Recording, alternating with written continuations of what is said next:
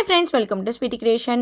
இன்றைக்கி நம்ம சேனலில் என்ன vlog பார்க்க போகிறீங்க அப்படின்னா, எனக்கு தெரிஞ்ச அக்காவோட பொண்ணுக்கு பர்த்டே. ஸோ அதனால் வந்து காரைக்கால் அழைச்சிட்டு போய் ட்ரீட் கொடுக்குறேன் அப்படின்னு சொல்லியிருந்தாங்க. அதனால் எல்லாருமே கிளம்பி காரைக்காலுக்கு தான் இப்போ போகிறதுக்காக கிளம்பிட்டு இருக்கோம். பர்த்டே அன்னைக்கு போல் அதுக்கு நாளே நாங்கள் போயாச்சு. ஏன்னா பர்த்டே அன்னைக்கு அவங்களுக்கு எக்ஸாம் அப்படிங்கிறதுனால ஸோ அதுக்கு நாள் சண்டே. ஸோ சண்டேயே போயிட்டு வந்துடலாம் அப்படின்னு சொல்லிட்டு பிளான் பண்ணி கிளம்பிட்டு இருக்கோம். அப்சீன் பீச்சுக்கெலாம் போகலாம் அப்படின்னு சொல்லிட்டு அவளுக்கு தேவையான ட்ரெஸ்ஸஸ்லாம் எடுத்து வச்சுட்டு இருந்தா.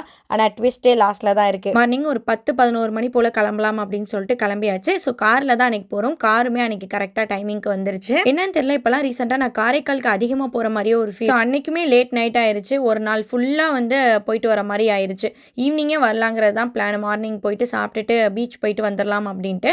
பட் ஆனால் வந்து அன்ஃபார்ச்சுனேட்லி எல்லா பிளானுமே சொதப்பிடும் இல்லையா? எங்கே போனாலுமே அதே மாதிரி தான் அன்றைக்குமே. ஃபஸ்ட்டு நம்மளை பிக்கப் பண்ணிவிட்டு ஐயம்பேட்டை போயிட்டாங்க. அங்கே அக்காவை வந்து பிக்கப் பண்ணணும். ஸோ அவங்க ஃபேமிலி எல்லாத்தையுமே பிக்கப் பண்ணணும் அப்படின்ட்டு. இந்த வீடியோ பார்க்குறவங்க எல்லாருக்குமே ஒரு விஷயத்தை ஷேர் பண்ணிக்கிறேன். தயவு செய்து சொல்கிறேன், நீங்கள் எங்கே போகணுன்னு பிளான் பண்ணாலும் சரி, ஃபஸ்ட்டு ஒரு பிளானோட கிளம்புங்க. இங்கே எங்கே போகிறோம், இந்த டைமுக்கு போகிறோம் அப்படின்ட்டு நாள் ஃபுல்லாக உட்காந்து இன்ஸ்டா, யூடியூப்பு, நீங்கள் எந்த பிளேஸ்க்கு போகிறீங்களோ அங்கே என்னென்னலாம் வந்து ஸ்பாட் இருக்கோ ஸோ அதை எல்லாத்தையுமே பிளான் பண்ணிக்கோங்க.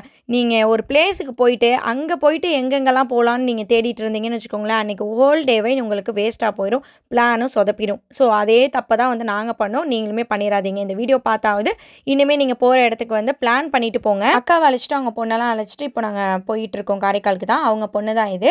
ஸோ இவங்களுக்கு தான் வந்து பர்த்டே. நான் மட்டும் போல் அன்றைக்கி அம்மா சீனி எல்லாருமே சேர்ந்து தான் வந்து போயிருந்தோம். ஒரு 10 பேர்கிட்ட அன்றைக்கி போயிருந்தோம்னு வச்சுக்கோங்களேன். ஸோ இப்போ காரைக்கால் பக்கத்துலேயுமே வந்து நம்ம ரீச் ஆகிட்டோம். போகிறப்ப வண்டியை எங்கேயுமே ஸ்டாப் பண்ணல, டீ காஃபி குடிக்கிறதுக்கு கூட. ஸோ டேரெக்டாக மதியானம் சாப்பாட்டுக்காக புக் பண்ணியிருந்தாங்க. ஸோ அங்கே தான் வந்து இப்போ போயிட்டுருக்கோம். ரீச் ஆகிட்டோம் ஃபைனலி. காரைக்கால்னாலே மந்தி ஃபேமஸ்னா பைத்தல் மந்தி தான். ஸோ அங்கே தான் அன்றைக்கி வந்து ஆர்டர் பண்ணியிருந்தோம் ஃபுட்டு. காரை விட்டு இறங்கிட்டு ஃபோட்டோஸ் வீடியோஸ்லாம் கொஞ்சம் எடுத்துகிட்டு இருந்தோம்.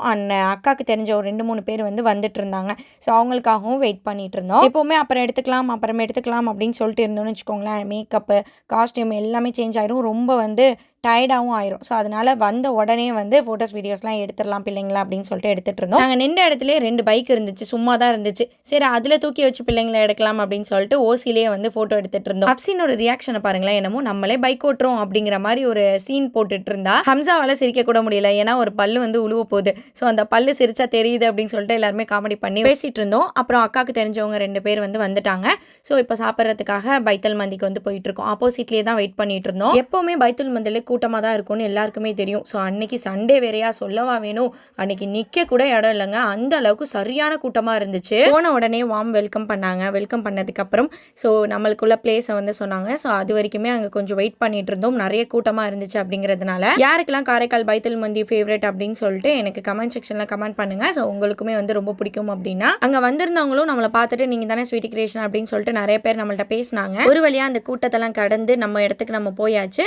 ஸோ இந்த ஸ்பேசியஸான பிளேஸ் தான் நம்மளுக்கு வந்து கொடுத்துருந்தாங்க. ஸோ அப்சினும் ஹம்சாவும் சேர்ந்து உட்காந்துட்டாங்க. அக்காவோட தம்பிலாம் வந்திருந்தாங்க. ஸோ அதனால் அவங்க அந்த சைடு, நாங்கள் எல்லாருமே இந்த சைடு உட்காந்துக்கிட்டோம்.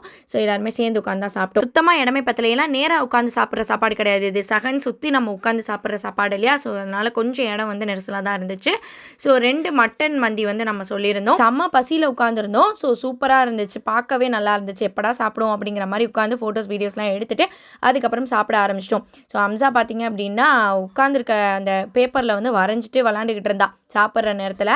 ஸோ நெக்ஸ்ட்டு ஃபைனலி வந்து ஆட்டுக்கறியை எடுத்து ஒரு பைட் போகலாம் அப்படின்னு சொல்லிட்டு டேஸ்ட் பண்ணால் அப்பா வேறு லெவலாக இருந்துச்சுங்க. உண்மையிலேயே சொல்கிறேன், ஓவர் குக் ஆகாமல் அவ்வளோ சூப்பராக இருந்துச்சு. சைடிஸ் பார்த்திங்க அப்படின்னா ஃபிஷ் வந்து சொல்லியிருந்தோம். ஸோ சிக்கனே வந்து போர் அடிச்சிருச்சு அப்படின்னு சொல்லிட்டு என்னதான் ஃபிஷ் வாங்கினாலும் சிக்கன் இல்லாமல் இருந்தால் எப்படி அப்படின்னு சொல்லிட்டு சிக்கனுமே ஆர்டர் பண்ணியாச்சு. ஃபிஷ்ஷும் சிக்கனும் அன்றைக்கி அடித்து நவுத்தியாச்சு.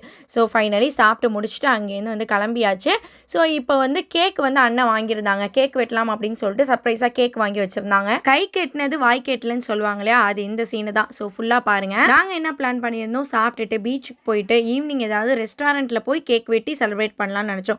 பட் ஆனால் வந்து அண்ணன் வந்து திடீர்னு கேக் வாங்கிட்டு வந்துட்டாங்க. ஸோ அதை ஈவினிங் வரைக்கும் எங்கேயும் எடுத்துகிட்டு போய் நம்ம கேக் வெட்ட முடியாது, வச்சுக்கவும் முடியாது, எப்படியும் உருகிறோம் அப்படின்னு சொல்லிட்டு அந்த நிமிஷமே கேக் வெட்டலாம், ஈவினிங் இன்னொரு கேக் வெட்டிக்கலாம் அப்படிங்கிற பிளானில் தான் இருந்தோம். சரின்னு சொல்லிட்டு எங்கே கேக் வெட்டுறதுனே தெரில. ஏதாவது ரெஸ்டாரண்ட்டில் போய் கேக் வெட்டினாலும் வெளியில் உள்ள கேக்கை வந்து வெட்டக்கூடாதுன்னு சொல்லுவாங்க இல்லையா? ஸோ அதனால் கார்லேயே வெட்டலாம் அப்படின்னு சொல்லிட்டு எல்லாத்தையுமே ஓப்பன் பண்ண ட்ரை பண்ணிகிட்டு இருந்தோம். பட் ஆனால் அந்த காற்று மணல்லாம் பறந்துக்கிட்டே இருந்துச்சு.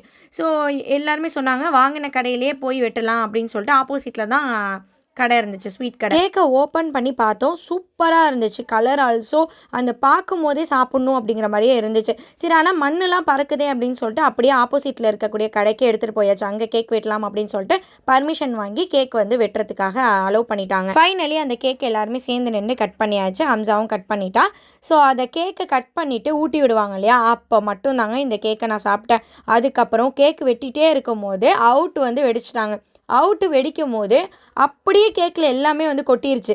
ஏன்னா அந்த கேக்கை மூடிட்டு கூட வெடிச்சிருந்துருக்கலாம். அது நம்ம எதுவுமே எடுத்து போட்டும் சாப்பிட முடியாது, அப்படியே வேஸ்ட் ஆகிடுச்சு. சரின்னு சொல்லிட்டு நம்ம மேலே உள்ளதை மட்டும் ரிமூவ் பண்ணிவிட்டு கேக் சாப்பிடுவோம் அப்படின்னு சொல்லிட்டு இப்படி திரும்பிட்டு இப்படி திரும்பினா மேலே ஃபுல்லாக பேப்பராக இருக்குன்னு சொல்லிட்டு அப்படியே அந்த கேக்கை தூக்கி போட்டாங்க. தூக்கி போட்டுட்டு பிளாக் ஃபாரஸ்ட் கேக் வந்து வாங்கி கட் பண்ணி எல்லாருமே சாப்பிட்றதுக்காக வாங்கிட்டாங்க. அதுதான் கை கெட்டினது வாய் கெட்டலன்னு சொல்லுவாங்க இல்லையா, அதே இதுதான். அங்கேருந்து பிளாக் ஃபாரஸ்ட் கேக்கை வாங்கிட்டு வந்து அதே மாதிரி கேக்கு வந்து காருக்கு மேலே வச்சு திருப்பி அதே இடத்துல தான் சாப்பிட்டோம். இதுக்கு நம்ம இங்கே நின்று சாப்பிட்ருக்கலாமா?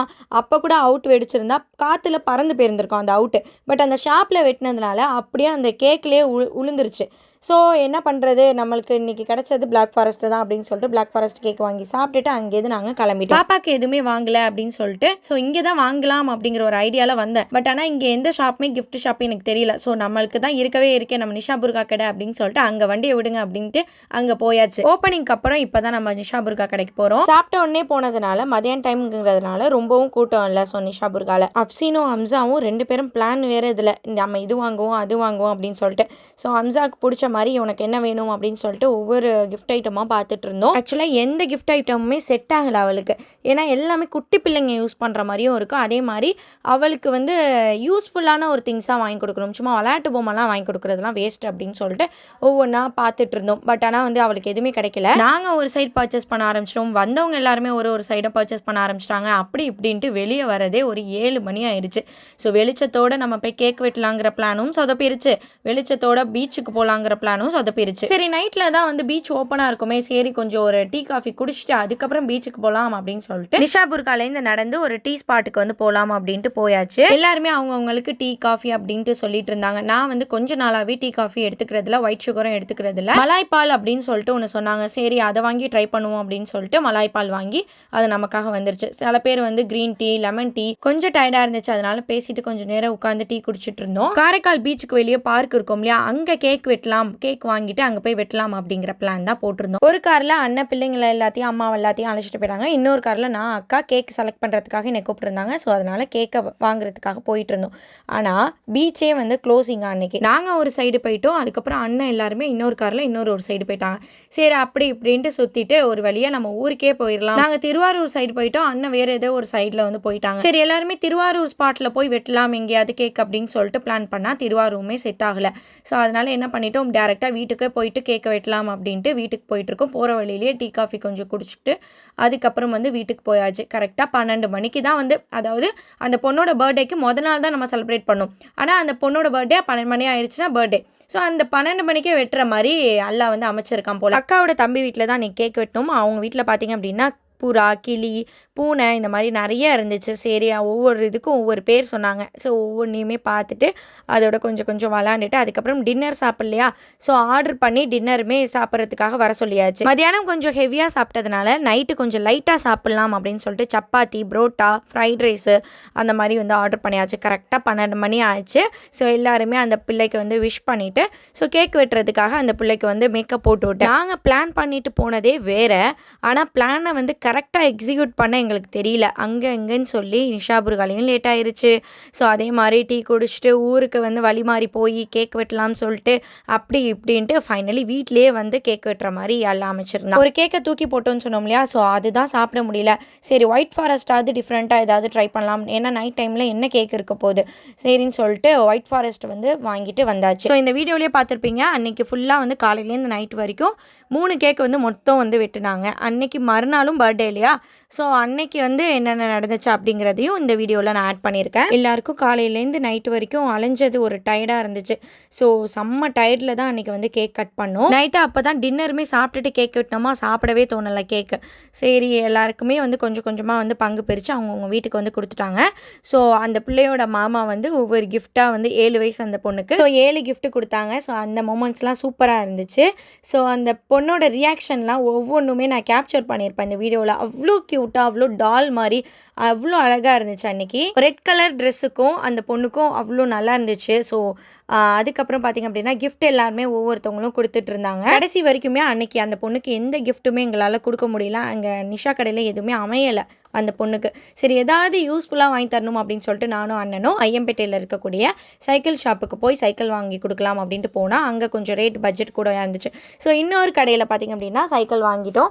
ஸோ ஃபைனலி சைக்கிள் வாங்கிட்டு அன்றைக்கே போய் மறுநாள் இப்போது நான் இந்த வீடியோவில் காட்டிக்கிட்டு இருக்கிறது எல்லாமே அன்றைக்கி நைட்டு கிடையாது. நைட்டு அங்கே போயிட்டு கேக் வெட்டிட்டு வீட்டுக்கு போயாச்சு. அதுக்கப்புறம் மறுநாள் ஈவினிங் பார்த்திங்க அப்படின்னா சைக்கிள் வாங்கி கொடுத்துடலாம் அப்படின்னு அவங்க ஷாப்புக்கு போயிட்டு அங்கே பார்த்திங்க அப்படின்னா சைக்கிளை பார்த்தோன்னா செம்ம எக்ஸைட்மெண்ட்டு. அவள் இவ்வளோ நாளாக வந்து சைக்கிள் வாங்கி வச்சிருந்து ஓட்டவே இல்லை. பட் ஆனால் இந்த சைக்கிளை பார்த்தோன்னா ஓட்டிகிட்டே இருந்தா.